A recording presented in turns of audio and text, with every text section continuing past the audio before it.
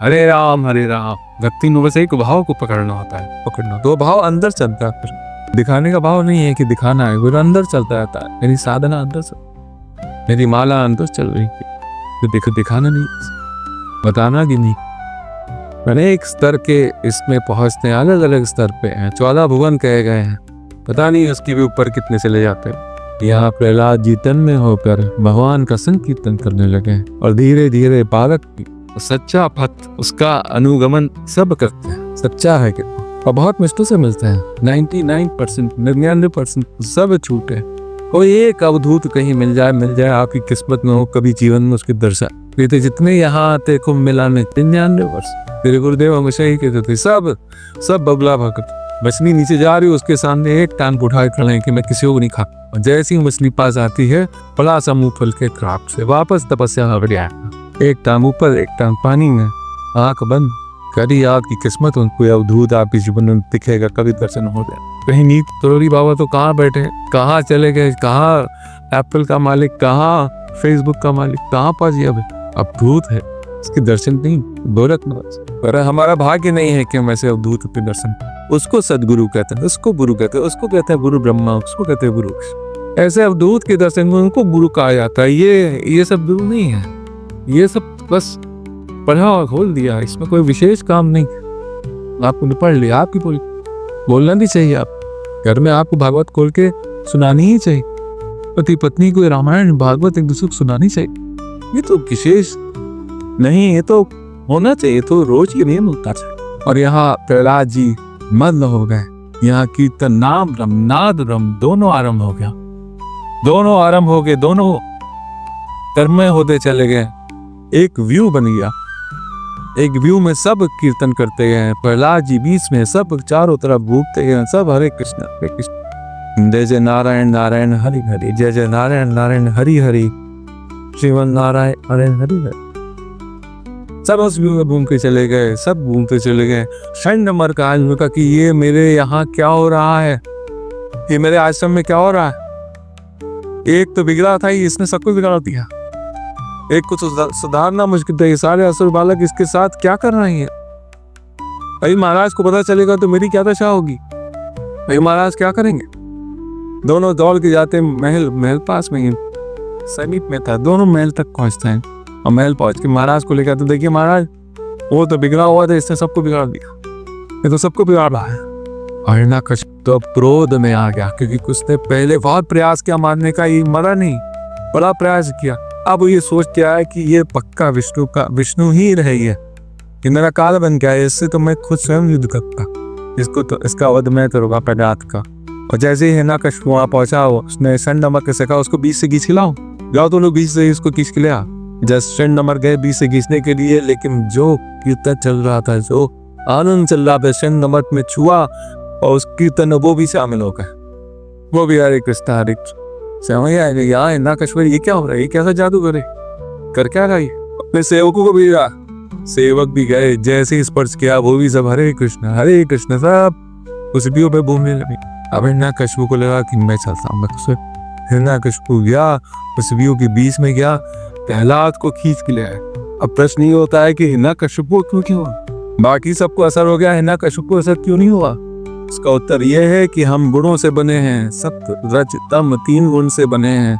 हमारे में ये तीनों मात्रा ठीक रहती है। हम कभी सद्गुणी हो जाते हैं, कभी तमोगुणी हो जाते हैं, कभी रजोगुणी हो जाते हैं। लेकिन हिरण्यकश्यप में तो तमोगुण 98% था, 1% सद्गुण था, क्योंकि उसने उपदेश दिया था अपने भाई की मृत्यु पर, हिरण्यकश्यप की मृत्यु पर उसने ज्ञान उपदेश दिया था। उसमें सत्वगुण भी था, उसमें रजोगुण भी था, उसने 13 ही आदि कराई थी, उसमें रजोगुण भी था। लेकिन 98% क्या था, तमोगुण को ये भक्ति भक्ति लाश नहीं आता, ये भक्ति भक्ति से कोई कल्याण नहीं होने वाला। अब कई बार लगता भी है ऐसे कोई कल्याण होने वाला नहीं, ऐसा लगता है कि भक्ति से क्या होगा, भगवान ना आते हैं ना भगवान कुछ करते हैं ना कुछ होता है, कभी कभी ऐसा लगता है। भक्ति से भी आदमी हिल जाता है कि नहीं ऐसा नहीं हो, ऐसा होता है, कुछ होने वाला नहीं है। लेकिन बात अलग है, उसकी कैटेगरी अलग होती है। वो हमारे तो बुढ़ी वालों को नहीं समझा सकता कि क्या आनंद आता है, क्या आनंद। जो आनंद सिंधु सुपसी करते लोग सुपासी सो सुखदाम राम नामा की लोग दाए। जो एक आनंद की राशि है, जो आनंद आनंद सुख राशि, जो सुख की राशि से भरा हुआ है, सीकर इसके कण से तीनों लोक सुपासी हो जाता है, उसको आनंद प्राप्त होता है, जिसका नाम ही आनंद है, जिससे एक कण से त्रिलोक का आनंद आता है। उस आनंद को भक्त ही जानता है। हिरण्यकशिपु नहीं समझ पाएगा।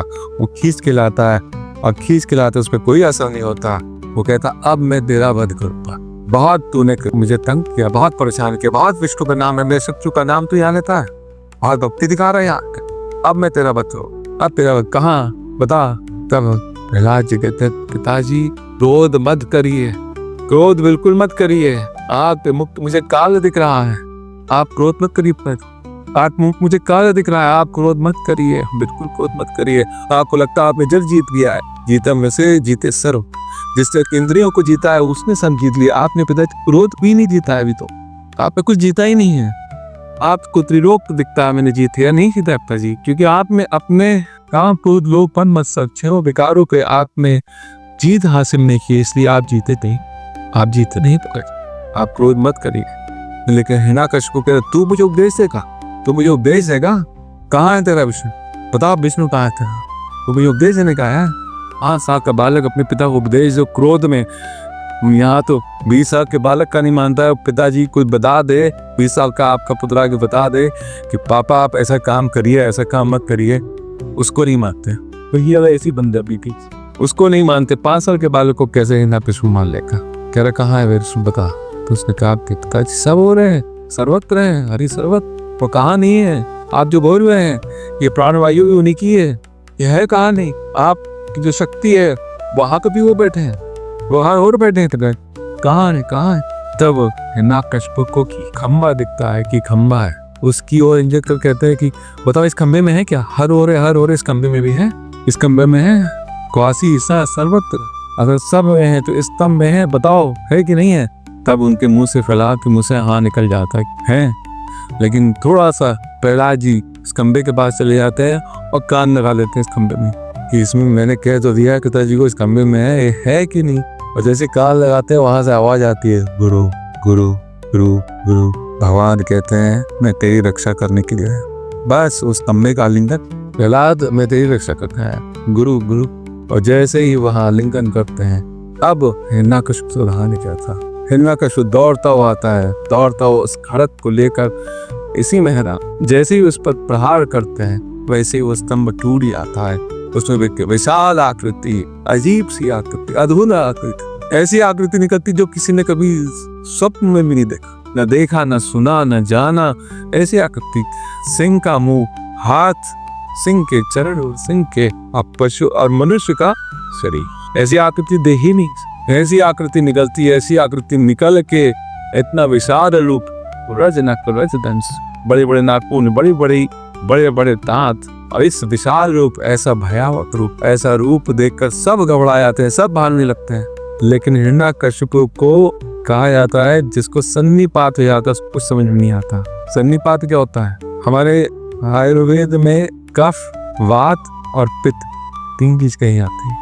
अगर किसी का पित्त खराब हो जाए उसको रोग हो गया, किसी का वात खराब हो जाए रोग हो गया, किसी का दोनों खराब हो जाए रोग हो जाए, लेकिन किसी का तीनों को बिगड़ जाए उसको कहते हैं इसको सन्निपात। अब इसका बचना संभव ही नहीं। इसका वात बिगड़ गया, इसका पित्त बिगड़ गया, इसका कफ बिगड़ गया, अब इसको सन्निपात हो गया, या हिरण्यकशिपु को सन्निपात हो गया। अब वो तलवार लेके बढ़ा, और जैसे ही बढ़ा भगवान ने अपने हाथ उठाया, उसको पकड़ लिया। फिर वो छटपटा के भागने लगा, भगवान पकड़ लिया, पकड़ के दहलीज पे ले आए, अपने पैरों पर रखा उसको और कहा न ये दिन है न ये रात, न घर के अंदर है न घर के बाहर है, न यहाँ कोई अस्त्र है न कोई शस्त्र है।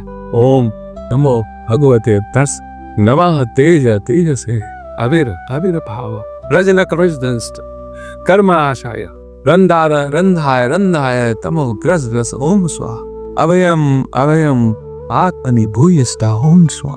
नरसिंह भगवान अभयम बताते हैं, जिसको डर हो, भय हो, वो नरसिंह की स्तुति करे, भगवान नरसिंह की स्तुति करे, उसका भय चला जाएगा।